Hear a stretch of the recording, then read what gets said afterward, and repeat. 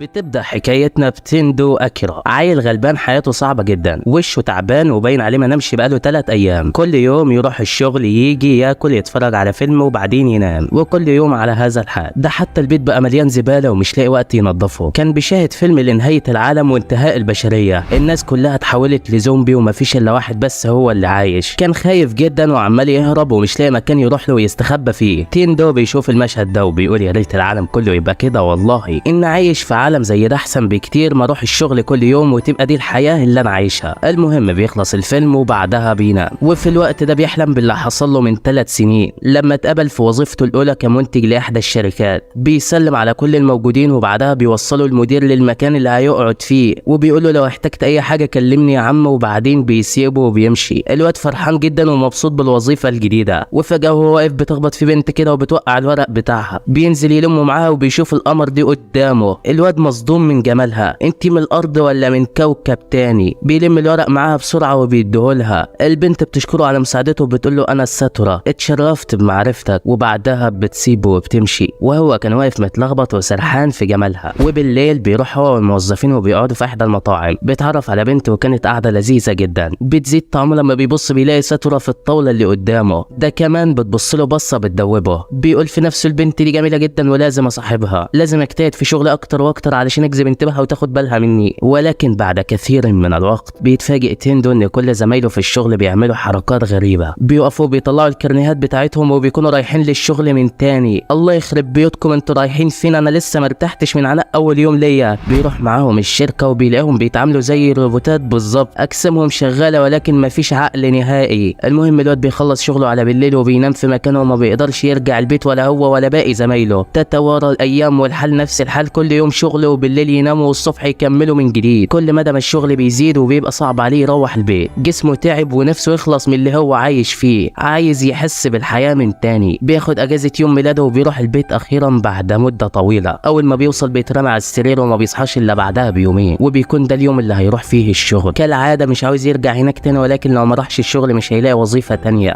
خايف لا تكون كل الشركات زي الشركة اللي هو شغال فيها، ولكنه بيتحمس وبيقول كفاية ان هشوف البسكوتة ساتورة. ده حتى هي البنت اللي مهونة عليا طول الفترة اللي فاتت. وفعلا بيروح الشغل وبيقابلها هناك، بتديله اكل وبتقول له الحمد لله على السلامة، وحشتنا يا عم بقالك يوم غايب علينا. الواد بيفرح من كلامها وما بيكونش مصدق اللي حصل. ولكن وهي واقفة معاه بيجي المدير وبيقول لها تعالي المكتب بتاعي. على طول بتسيبه وبتمشي وبتروح للمدير. تيندو وقتها بياخد صدمة لم يسبق لها مثيل. ساتورة على علاقة بالمدير وكل اللي فكر فيه اتبخر في ثواني. ومن اليوم ده وحاله اتقلب خالص، وحياته كلها شغل واستعباد حرفيا. كل يوم شغل ومفيش راحة نهائي. ضرب به السنين لحد يومنا هذا. تيندو بيصحى من النوم والدنيا اسودت في وشه، ما عادش شايف غير السواد حواليه. بعدها بيفطر اندومي وبيجهز نفسه وبيطلع يروح للشغل. بيلاقي فاتورة العجلة بتاعته لسه ما اندفعتش ولازم يروح يدفعها. بياخد الفاتورة وبيروح للحاج هيتي علشان يدفعها. بينده عليه ولكن محدش بيرد. بيلاقي الباب مفتوح وبيدخل علشان يشوفه، ولما بيدخل بيلاقي مفاجأة ما كانش متوقعها نهائي. هيتيا شكله اتغير وقلب زومبي وكان عمال بياكل في مراته. الواد مش مصدق اللي شايفه. اول ما هيتيا بياخد باله منه بيسيب مراته وبيهجم عليه. بيهرب منه والراجل لسه بيلحقه. ده كمان لما بيطلع بره بيلاقي جميع سكان العمارة هم كمان اتحولوا. عمال يهرب منهم وبيطلع على سطح العمارة. بيلاقي الدنيا خراب ومش العمارة بس هم اللي اتحولوا لزومبي، ده جميع سكان المدينة هم كمان اتحولوا والدنيا خربانة خالص. الواد بيقول كده خلاص مش هروح الشغل تاني، ما عدتش عايش جوه العبودية وافضل تعبان طول حياتي. ده ايه العظمة اللي انا عايشها ديت؟ بيصرخ بأعلى صوته من الفرحة وكان مش مصدق اللي بيحصل. بقى ده وقت فرح برضه، سايب المدينة تضرب تقلب وكل همه ما يروحش الشغل.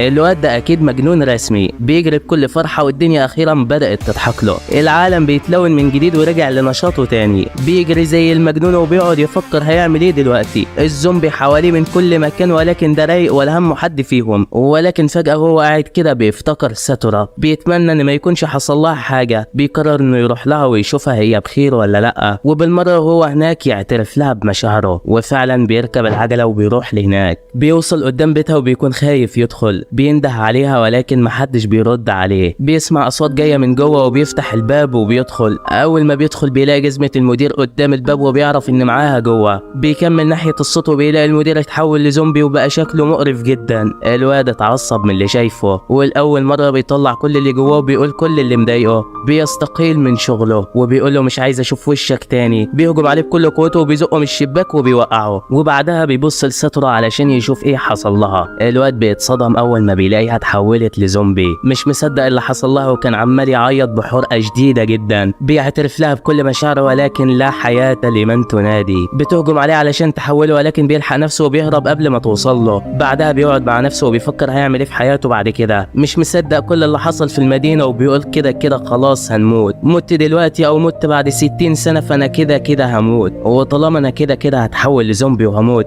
فانا لازم اعيش بشجاعه واحقق احلامي حتى لو باقي يوم واحد في عمري. بيدخل السوبر ماركت وبيجيب كراسه وقلم وبيسميها احلام المية قبل ما تحول لزومبي. الكراسه ديت اللي هيكتب فيها الحاجات اللي عايز يحققها من هنا ورايح. وبيخلص اليوم على كده. وتاني يوم تندو بيصحى من النوم بعد ما شاف كابوس وانه رجع لحياته الروتينيه تاني. اول ما بيفوق بيقول الحمد لله انه كان كابوس واني مش هرجع للشغل تاني. بيلاحظ وجود الزباله حواليه من كل مكان وبيقول بما اني فاضي فانا لازم انظف المكان اللي انا عايش فيه. بيقوم وبيفضل يكنس ويمسح ويروق لحد ما بيخلي البيت بيلمع. بعدها بيروح يفتح التلاجة علشان يجيب حاجه يشربها ولكن بيلاقي العصير بتاعه خلص. بيتضايق وما بيكونش عارف هيعمل ايه دلوقتي. بيروح البلكونه وبيبص بيلاقي الزومبي محاوطين البيت من كل مكان ومش هيعرف يطلع او ينزل من على السلم حتى علشان يجيب اي حاجه. ومن جانب تاني كان في راجل ومراته في شقتهم ومش عارفين يعملوا اي حاجه. سامعين صوت الزومبي على الباب وجسمهم بيترعش من كتر الخوف. كوساكا بيقول لمراته ما تخافيش انا هحميكي ومش هسيب حاجه تحصل لك، ولكنها بتقول له ازاي دي خلاص النهايه وهنتحول لزومبي احنا الاتنين دلوقتي. كوساكا بيتضايق جدا. بيروح للبلكونه وهو متضايق وزعلان ومش عارف يساعد حبيبته. بيسمع صوت جنبه بيبص بيلاقي تندو متشعلق في ماسوره ونازل الشارع. الواد بيترعب اول ما بيشوفه وتندو هو كمان ما كانش متوقع ان لسه في حد عايش. بعدها الراجل بيهدى وبيساله ايه اللي جابك هنا، فبيقول له السلم مليان زومبي ومعرفتش انزل من عليه علشان كده نزلت من على الماسوره وانا رايح السوبر ماركت علشان اجيب حاجه اشربها، لو عايز اي حاجه من هناك قول لي انا زي اخوك برضه. مرات الراجل بتقول له هات لنا معاك حاجه نشربها احنا كمان رقنا نشف من كتر الخوف، فبيقول لها تمام وبعدين بيمشوا. ومن جانب تاني كان في بنت بتصحى على المنبه الساعه 6 بتجهز نفسها وبتقوم تعمل تمارينها الصباحيه. بعدها بتحاول تتصل باصحابها وتشوفهم عايشين ولا حاجه حصلت لهم ولكن مفيش شبكه. بعدها بتبص على اماكن الزومبي وبتحدد اماكنهم علشان وهي خارجه ما يعرفوش يلحقوها. بتطلع العجله بتاعتها وبتكون رايحه للسوبر ماركت علشان تجيب ميه. بتوصل هناك وبتدخل تجيب اللي هي عايزاه ولكن بتسمع صوت واحد بيدندن وجاي ومزاجه رايق جدا. بيكون تندو. بيدخل هناك وبيستغرب ان في حد تاني خرج علشان يجيب حاجه. بيحاول يتكلم معاها ولكن ما بتديلوش اي اهميه. بتلاحظ ان الزومبي جايين ناحيتهم وده علشان الدوشه اللي تندو عملها في السكه وهو جاي. وكمان بتلاحظ حاجه مش مألوفه، زومبي خرج عن السيطره وراكب عربيه وجاي ناحيتهم. تندو بيشوف الزومبي دخلوا المحل وبيروح يقف قدامها وبيقول لها ارجعي انا هحميكي، ولكن يا عم اهدى على نفسك. البنت بتلحقه في اخر لحظه قبل ما العربيه تخبطه ويتأذى. وتندو كان مستغرب من اللي عملته، ازاي لحظه العربيه وحماته منها في اخر لحظه. البنت بعدها بتقوم وبتاخد عجلتها وبتمشي وهو كمان بياخد حاجته وبيكون ماشي ولكن بيلاقي عجلته اتكسرت. بيتضايق جدا وبيفضل يدور على حاجه يركبها. بيلاقي فيسبا في الشارع وفيها المفتاح بتاعها. بيفرح جدا وبياخدها وبيمشي وكان في قمه السعاده ولكن وهو ماشي في الطريق بيشوف حانوتي احلامه وبيقول هو ده اللي انا عايزه. بيرمي الفيسبا على جنب وبياخد الحانوتي وبيمشي. بيوصل البيت وبيطلع على الماسوره من تاني. بيوصل عند بلكونه كوساكا وبينده عليه ولكن بيبص بيلاقي البيت كله متكسر ومليان دم والزومبي هجم عليهم. الواد بيزعل من اللي حصل. بيطلع وبيقعد في اوضته من تاني وبيفكر هيعمل ايه بكره. بيطلع النوتة بتاعته وبدأ يكتب احلامه اللي عاوز يحققها قبل ما يتحول لزومبي. كتب اول 33 حاجه عاوز يحققهم قبل ما يموت ومنها انه يقابل فتاة احلامه ويسهر مع اصحابه ويعيش مغامرات وهكذا. وفي يوم وهو قاعد بيلاقي تليفونه اشتغل والشبكه رجعت فيه من جديد. بيفرح جدا وبيقول اما نكلم صحابنا بقى نشوف حصل لهم ايه وهم فين دلوقتي. بيبعت لكتير من صحابه وبيرد على رسائل كان معلقها من زمان وفي وقتها بيفتكر كينسو صديقه الصدوق واللي كانوا مع بعض دايما ولكن في الوقت ده كينسو كانت حالته صعبه جدا. هرب من مجموعه زومبي بيلحقه ودخل يستخبى في اوضه كده. الاكل اللي معاه خلص وجاب اخره ومش عارف هيفضل مستحمل كده لحد امتى. بيسلم امره لله وبيقعد في جنبه ولا حول ليه ولا قوه ولكن فجاه وهو قاعد بيلاقي تندو بيرن عليه. بيقول له ازيك يا اعز اصدقائي وحشني والله يا عم وعاوز اقابلك كده واطمن عليك. الواد مستغرب. بيقول له انت ازاي هتطلع في وقت زي ده يا عم عم انت مش هتعرف تجيلي، ولكن تندو بيطمنه بيقول له بعت اللوكيشن بس ومسافة السكة وهتلاقينا عندك. وفعلا بيبعت له اللوكيشن وبيركب تندو الموتوسيكل وبيروح عليه. وهو في الطريق بيفتكر اخر مرة لما كانوا قاعدين مع بعض. كينسو كان شخص ناجح جدا شغال في الاستثمار وعنده علاقات كتيرة، ربنا كرمه من وسع، على عكس تندو اللي كان شغال في الشركة وحالته تصعب على الكافر. كينسو بينصحه وبيقول له سيب الشركة ديت يا عم، انت مش عايش حياتك وحالتك الصحية بتتدهور، اشتغل في شغلك الخاص ولو في البداية صعب صدقني في النهاية هيعود عليك بالخير. ولكن تندو وقتها بيتعصب من كلامه، بيقول له مش معنى انك معاك فلوس تتكلم بتكبر وتدي نصايحك ليا، خليك في نفسك ومالكش دعوة في حياتي. كينسو وقتها بيتضايق ولكن ما بيبينش ده قدامه. ومن وقتها وتندو عايز يقابله ويتأسف له على اللي حصل منه ويرجعوا صحاب زي زمان. وفي الأثناء دي الزومبي كانوا مالوا المدينة، قتلوا كل اللي فيها حرفيا، اللي لسه عايشين ناس محدودة. كان في شاب واقف كده وشاف كل دول جايين ناحيته، خلاص استسلم لموته. ولكن فجأة قبل ما يقتلوه بيسمع صوت زمارة وبيلاقي الزومبي سابوه ومشوا. كل الزومبي في المكان واللي عند كينسو راحوا المكان الصوت ده، واللي اتضح ان الصوت العالي هو اللي بيشد انتباههم. ولكن تندو هو اللي عمل كده وخلاهم ينزلوا من العمارة علشان يعرف يروح لصاحبه. وفي الوقت اللي كان كينسو حاول يهرب فيه تندو بيجيله من غير مقدمات بيتأسف له، بيقول له انا ما كنتش مصدق كلامك ومفكرك بتتكبر عليا، انا اسف علشان شكيت فيك واتكلمت معاك بالطريقة الوحشة ديت.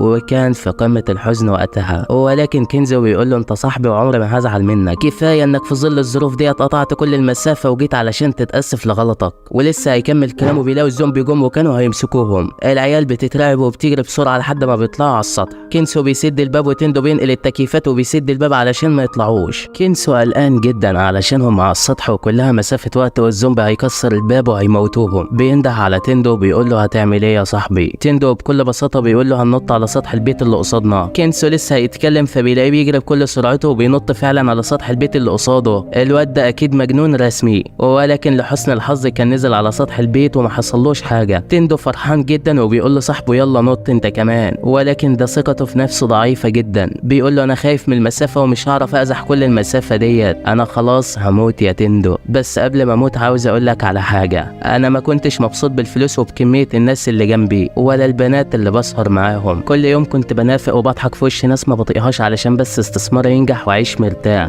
انا كان معايا فلوس كتيرة ولكن ما كانش معايا راحة بال يا صاحبي. تندو بيتعصب من كلامه، بيقول له انت الوحيد اللي ليا في العالم ده، لو مت او حصل لك حاجة انا مش هعرف اكمل حياتي، بالله عليك تعالى وما تسيبنيش لوحدي. الواد بيتأثر من كلامه، بيقول انا لازم احاول فعلا، لو مش عشان نفسي فعلشان صاحبي الوحيد. بيجمع كل قوته وبيجري بكل سرعته وبينط من على سطح العمارة، بيقلع كل هدومه وبيعمل حركات بهلوانية. الله يخرب بيتك يا عم، هو ده وقته؟ كان هيقع تحت ولكن بيمسك في حرف السور. تندو بيشوف اللي حصل وكان ميت ضحك من اللي عمله. كينسو كان هيقع من فوق ولكن تندو بيمسك ايده في اخر لحظة وبيلحقه. بيطلعوا على السطح اخيرا وبعدها بيقعدوا يتكلموا مع بعض. بيسألوا تندو ايه الحلم اللي انت عاوز تحققه وليه كاره شغلك للدرجة دي؟ كينسو بيقول له الاستثمار والاسهم والكلام ده مش اهتماماتي، من وانا صغير كنت عاوز ابقى كوميديان مشهور ولكن مشيت في الطريق الاسرع للفلوس، ولكن من النهارده انا همشي ورا حلمي لحد ما احققه. تندو بيفرح من كلامه وبيقول له تمام، وبيخلص اليوم على كده. والتاني يوم بيكونوا ظبطوا السطح وجابوا فيه كل اللي محتاجينه علشان يعرفوا يعيشوا هناك. كينسو بيطبخ الفطار وتندو بيعجبه الاكل جدا. بعدها بيلاقي كينسو كراسة صاحبه وبيفتحها، بيقرأ اللي فيها. بيقول له ده انت احلامك عالية قوي يا صاحبي، ايه التفاهة ديت؟ بيكتب الحلم رقم 34 وانه يبقى كوميديان مشهور. بيقول لتندو من اليوم وانا معاك لحد ما نحقق كل اللي اتكتب في الكراسة ديت. كينسو لديكم لا خوف عليكم، ويلا بقى علشان هنروح نشتري تلفزيون كبير ونحقق حلم من احلامك. وفعلا بيركبوا الحانوتي ورايحين يجيبوه. بيوصلوا هناك ولكن المكان متدمر، الزومبي في كل مكان وخربانه خالص. وفجأة وهم واقفين بيلاحظوا زومبي راكب عربية وجاي ناحيتهم. الطريق وراهم مسدود والعربية جاية عليهم بكل سرعتها. هم كده ميتين وش يا صاحبي. كينسو عمال يصح وبيقول لتندو امشي يا عم واعمل اي حاجة، ولكن ده مركز على العربية. اول ما بتقرب منهم بيركب الموتوسيكل وبيروح عليها، بيعدي من جنبها وبيفاديها بكل براعة، ولكنها بتنفجر والنار وراهم وكانت هتصيبهم، ولكنهم عدوا منها بستر ربنا. ربنا، وبيهربوا من النار ديت وبيدخلوا احدى الكهوف. ولكن فجأة وهم ماشيين بيلاقوا الزومبي سادد السكة ومفيش مكان يعدوا منه. بيوقف الموتوسيكل بتاعه في اخر لحظة وبيجروا الجراج قدامهم. بيدخلوا هناك وبيقفلوا الباب قبل ما يحصلوهم، ولكن وقتها بيتفاجئوا بناس مستخبيين هناك. بيكونوا 3 بنات وراجل. صحابنا بيروحوا لهم وبيكون باين عليهم الخوف جدا وهم سامعين صوت الزومبي دول بيخبطوا على الباب. بعدها بيقعدوا وبيتكلموا مع بعض وبيعرفوا ايه اللي وصلهم لحد هنا. صحابنا هم كمان بيعرفوا انهم مضيفات طيران واسمهم ماكي وريكا ويوكا، والراجل ده هو المساعد بتاعهم. تندو بيشغل دماغه وعاوز يتعرف على واحده فيهم. بيروح لماكي وبيقعد معاها زي المتخلف. بيقول لها انا عايز اسالك سؤال، انت مرتبطه ولا سنجل؟ البنت بتستغرب منه وبتقول له ايه الروقان اللي انت عايشه ده؟ بقى ده وقت انك تسالني سؤال زي ده؟ الواد بيتصدم من اللي سمعه وكان متضايق جدا. بيتضايق اكتر لما بيلاقي كنسو لطه في الجو مع البنت التانيه والدنيا تمام معاه. وقتها بيقوم وبيقول لهم ايه رايكم اشرب كل الازازه ديت في بق واحد؟ الكل بيضحك عليه ولكنه بيشربها فعلا وعامل كده علشان بس يجذب انتباههم. ولكن بعد ما شربها بطنه كانت بتتقطع حرفيا. بيروح الحمام وحالته كانت صعبه جدا. ماكي بتروح وراه علشان تطمن عليه. بتحط ايدها على ظهره وبتقول له ما كانش المفروض تعمل كده، واجابه لسؤالك يا عم انا مش مرتبطه. الواد بيفرح خالص وما بيكونش مصدق نفسه. بعدها بيقعدوا مع بعض وبيحكوا عن حياتهم وقلبوها جو رومانسيات. ولكن من ناحيه تانية المساعد بتاعهم كان اتحول لزومبي ولسه ما حدش واخد باله. بيروح لريكا وبيقرب منها وبيعضها. البنت بتصرخ بأعلى صوتها. كينسو بيسمع الصوت ده وبيقول للبنت اللي معاه تعالي نشوف ايه اللي بيحصل. بيروح هناك فعلا وبيلاقي ريكا اتحولت واقفه مستنياهم. اول ما بتشوفهم بتهجم على البنت اللي معاه وبتحولها. بتروح له هو كمان وكانت هتعض ولكن بيلحق نفسه في اخر لحظه وبيضربها. وفي الوقت ده يلاقي على تندو وبيقول اكيد المساعد هو اللي عمل كده وزمانه رايح عليهم دلوقتي، انا لازم اساعدهم. ولكن المساعد كان خلاص وصل لهم. واثناء ما كان قاعد هو وماكي في رواق بيروح لهم. هاجم على ماكي بسرعه جدا وبيعضها. تندو بيروح عليه بسرعه جدا وبيبعدوا عنها. بيديله بوكس بيكسره. بيبص لماكي بعدها وبيشوف العضه على رقبتها. وكلها شويه وهي كمان هتتحول لزومبي. بتقول لتندو اهرب بسرعه قبل ما تحول ويحصل لك حاجه. الواد بيرفض يسيبها وبيقول لها انا مش هسيبك ابدا. البنت بتجري عليه وبتحضنه. بتقول له ده حضن الوداع اللي بينا. بتديله رجله وبتزقه بعيد عنها. وبعدها بيجي المساعد وبيهجم عليها تاني. وفي وقتها ماكي بتموت. الواد عمال يعيط بحرقه شديده جدا مش مصدق اللي حصل قدامه. بيقول لي كل ما قرب من بنت يحصل فيها كده. وكان في قمه الحزن وقتها. ولكن وهو ماشي بيشوف صاحبه قدامه. بيقول له كنت بدور عليك يا عم من ساعتها، انت كنت فين؟ الكل هنا اتحول لزومبي بس ما تقلقش يعني انا جبت التلفزيون اللي كنا جايين علشانه. الواد بيضحك من تفاهة صاحبه وبعدها بياخدوه وبيمشوا. ولما بيروحوا البيت بيكون تندو قاعد كده مش بيتكلم ولا بيقول اي حاجه. كينسو بيلاحظ ده وبيقول له ايه اللي شغل تفكيرك يا صاحبي؟ انت متضايق علشان اتحولوا ولا ايه؟ يا عم ما تشغلش بالك، كده كده كلنا هنتحول ولكن هم سبقونا. اهم حاجه ان احنا نحقق احلامنا ديت ونركز على اللي عايزين نعمله دلوقتي. تندو وقتها بيرجع لطبيعته تاني وبيقول له انا افتكرت حاجه كان نفسي احققها من زمان وهو ان ابقى بطل خارق. كينسو بيقول له قصدك زي رجل العنكبوت كده ولا ايه؟ فبيقول له ايوه بس انت ما عندكش اي قوه خارقه يا عم ولا اي حاجه. فبيقول له مش مهم، اهم حاجه البدله اللي تغطي وشك وانا بحثت كتير وعرفت هتلاقيها فين ويلا علشان نروح نجيبها. فبيقول له تمام. بيروحوا المتحف الاحياء البحريه وبيدخلوا لغرفه البحاره. بيفتح الدولاب وبيلاقيها فعلا. بيقول له دي بدله البحاره بتحميهم من عضات سمك القرش وهتحميني لو الزومبي هجم عليا وهستغل ده في حمايه الناس واساعدهم. ولكن من ناحيه تانية بقى كان في مجموعه من الناس بيهربوا من الزومبي في الشارع عمالين يموتوا واحد ورا التاني والزومبي مش راحمهم. كان في بنت بتجري منهم كده ولكن بتقع ورجليها بتتصاب وما بتقدرش تقوم تاني. الزومبي بيلحقها وكان خلاص هيقتلها بس انت متخيل انها هتموت؟ لا والله. تندو بيجي في اخر لحظه ببدلته الاسطوريه وبيديله كتف بيطيره. الحلاوه دي يا عم تندو. بيشاور لصاحبه وبيقول له ايه رايك يا عم؟ هقعد لك الراجل العنكبوت ده في البيت ما تقلقش. بيشاور لباقي الناس وبيقول لهم ادخلوا جوه. ولكن وهم داخلين بيلاحظ وجود البنت اللي ساعدته قبل كده. بيركز معاها ولكن بيلاقي الزومبي هجم عليه حاوطوه من كل حته ومش عارف يعمل معاهم حاجه. كينسو بيقول له في رعايه الله يا صاحبي خلي بالك البدله دي ضد العض ولكن مش ضد الكسر، ما تطولش عندك بقى هستناك جوه. وبيسيبه وبيمشي. وبعد معاناه كبيره معاهم تندو اخيرا خلص منهم وراح لصاحبه والباقيين. بيكونوا قلقانين جدا وفي نفس الوقت فرحانين انهم لسه عايشين. وفجاه هم واقفين بيسمعوا صوت خبط جاي من جنبهم. تندو بيروح هو وصاحبه علشان يشوف الصوت ده جاي منين. بيوصلوا لمكان الصوت وبيلاقوا الكائن ده قدامهم. دي سمكه قرش يا اسطى بس هي ازاي ما بتمشيش؟ انت لسه واقف؟ اجري يا عم يلا. بيفضلوا يهربوا منها وبيقولوا الباقي الموجودين حصلونا. مستر شارك مش سايبهم وبيجري وراهم في كل ناحيه. بيجوا خارجين بيلاقوا الزومبي سادين الباب ومش هيعرفوا يطلعوا. كمان مستر قرش بيطلع لهم وبيبدا يقتل فيهم. ميرا بتشاور لهم على الباب وبتقول لهم اهربوا من هنا. بيجروا لهناك هناك فعلا، ولكن في بنت بتشد ميرا وبتوقعها وبيهربوا كلهم وبيقفلوا الباب وراهم الا هي. تندو بيشوف الموجودين ومش بيلاقيها منهم، بيزعل اكتر لما بيلاقي البنت اللي وقعتها عماله بتعيط وبتقول انا السبب في موتها. في نفس الوقت كانت ميرا فقدت الامل وكانت خلاص هتموت. القرش بيقف قدامها وكان خلاص هيقتلها، بس انت متخيل انه هيلمسها؟ لا والله، تندو بينزلوا من السما زي الاسد وبيبعدوا عنها. البنت بتستغرب من اللي عمله وبتقول له انت ليه بتخاطر بحياتك علشان تساعدني؟ تندو بيقول لها علشان مفيش سبب، ما اعرفش اشوف حد محتاج المساعده وما اقفش جنبه حتى لو هخسر حياتي. البنت بتفرح من كلامه وبتقول له هنعمل ايه طيب في الكائن ده؟ فبيقول لها مش عارف،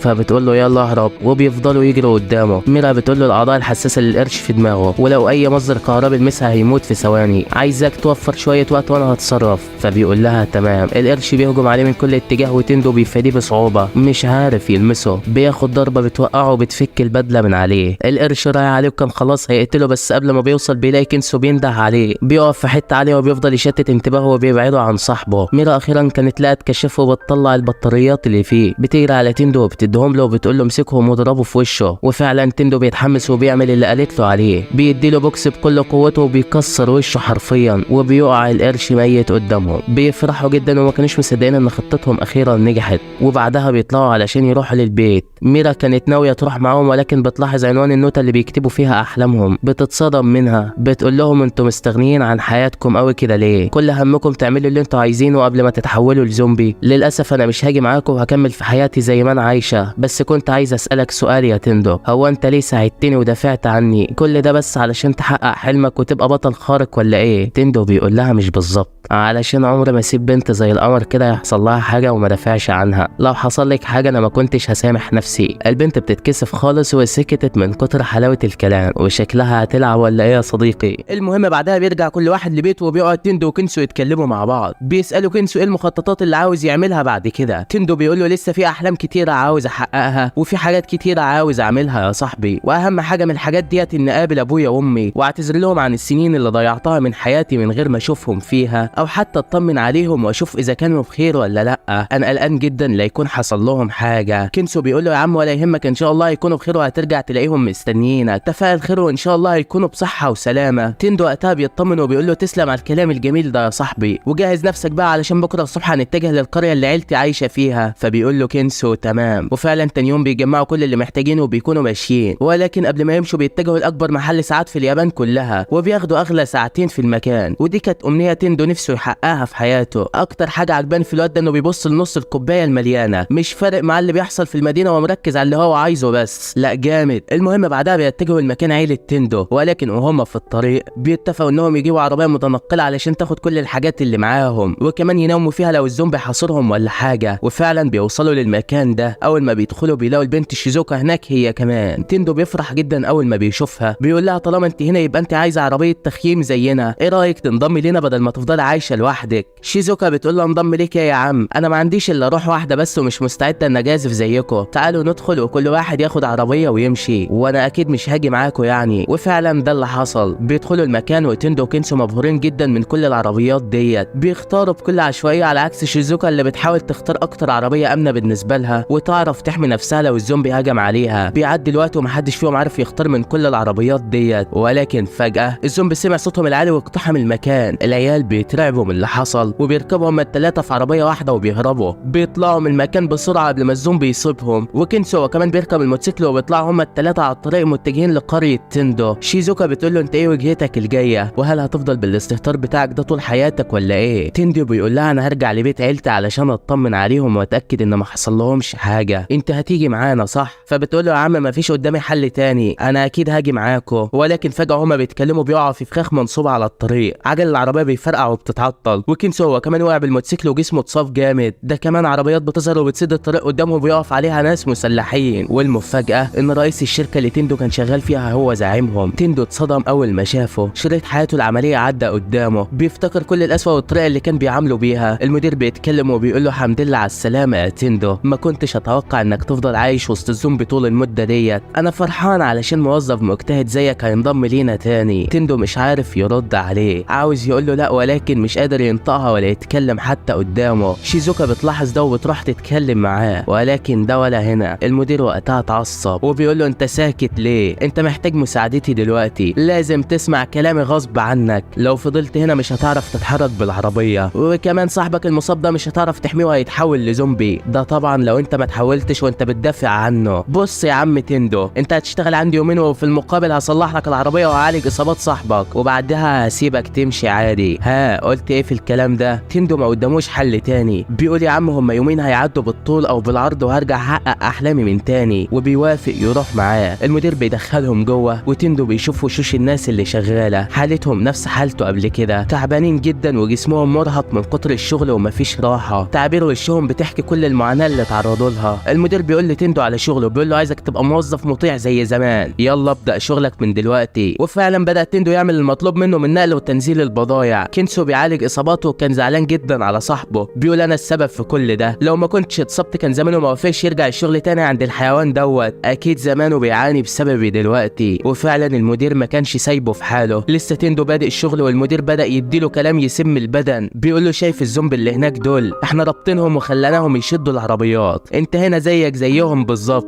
بدون رغبه وبدون مشاعر وبتنفذ اللي اتطلب منك لا غير، انت فاهم كلامي ولا لا؟ تندو في الوقت ده ما كانش عارف يرد عليه ورجع لحالته الكئيبه من تاني. بيعدي الوقت وتندو فضل شغال اكتر من 18 ساعه متواصل بدون اي راحه، جسمه بان عليه الارهاق والتعب من اللي حصل له، ما كانش مركز ووقع الحاجات من ايده، ولكن بيلمها وبيكمل شغل تاني، عمال يوزع الطلبات عليهم ومستني اليومين دول يعدوا بسرعه علشان يرتاح من تعبه. شيزوكا بتشوف حالته وبتزعل جدا، بتفتكر لما كانت صغيره وكان ابوها راجل غني وناجح جدا، ولكن كان كل همه يخليها بنت ناجحه ملهاش اي اهداف، وكان عايزها تمسك الشركات من بعده وتبقى من الاغنياء. ده حتى في يوم من الايام شافت كلب مرمي في الشارع وحالته مش تمام، صعب عليها وخدته معاها البيت، ولكن ابوها اول ما بيشوفه بيتضايق من اللي عملته، بيقول لها ارمي الكلب ده بره، انا ربيتك علشان ترفعي راسي وتبقي بنت ناجحه، مش تمشي ورا الكلاب وتساعديها، يلا روح ارميه واخلصي منه دلوقتي. البنت وقتها بتزعل جدا من كلامه، ما بترضاش تعمل اللي هو قال لها عليه، وبتاخده في اوضتها وبتفضل تهتم بيه. ولكن في يوم من الايام بتصحى من النوم مش بتلاقيه جنبها، بتعرف ان ابوها خده واتخلص منه، بتتضايق جدا من اللي عمله، بتروح علشان تساله هو وداه فين وليه عمل كده. ابوها بيقول لها عايزاني اعمل ايه؟ هو انا مش قلت لك ترمي الكلب ده ولا ايه؟ انا مش عاوز بنتي تبقى تافهه وتهتم بتفاهات زي ديت، اسمعي كلامي واعملي اللي بقول لك عليه، والا هيبقى نهايتك في الشوارع مش راضيه زي الناس ديت. شيزوكا وقتها بتتضايق من كلامه، بتزعل جدا من اللي قاله لها، ومن اليوم ده وهي فاقده الثقه في نفسها تماما، وكان نفسها في يوم من الايام انها تعبر عن رايها وتقول اي حاجه، ولكن ما كانتش عارفه. المدير هو كمان كان عمال يهين في تندو، بيقول له انت ماشي تتطوح ومش بتنفذ شغلك زي ما مطلوب منك ليه؟ شكلك هتطول معايا اكتر من اليومين اللي اتفقنا عليهم، وانا شايف ان ده الاحسن ليك، لو فضلت هنا الزومبي عمره ما هيوصل لك وهتفضل في امان على طول، على عكس لو طلعت بره الاسوار دي انت واصحابك اكيد يعني الزومبي هيهجم عليكم وهتتحولوا. تندو فعلا اتاثر من كلامه، خسر نفسه للمره التانيه قدامه، استعبده وسيطر على دماغه زي ما عمل في الشركه قبل كده، خلاص حس انه هيتوه لو سابه، ولازم يفضل شغال تحت رحمته، علشان كده بيقرر يفضل معاه وما يمشيش. خلاص عدوا اليومين اللي اتفقوا عليهم، ويسكو وشيزوكا بيروحوا له علشان يمشوا، ولكن تندو بيفاجئهم، بيقول لهم انا خلاص خدت قراري وهفضل هنا ومش هسيب المدير تاني، انا خايف اطلع والزومبي يهجموا عليا واتحول وما بقاش انسان تاني. العيال اتصدموا من كلامه، مش عارفين يعملوا ايه ويقنعوه ازاي. كينسو عاوز يمنعه، ولكن شيزوكا بتقول له هو اللي عاوز كده، يلا بينا نمشي من هنا. ولكن قبل ما يمشوا تندو بيقول له انا محتاج المدير علشان اكمل حياتي واعرف اعيش. شيزوكا اول ما بتسمع الكلام ده بتروح له وبتتكلم معاه، بتقول له انت مش محتاج اي حد علشان تعرف تعيش او تعمل حاجه في حياتك،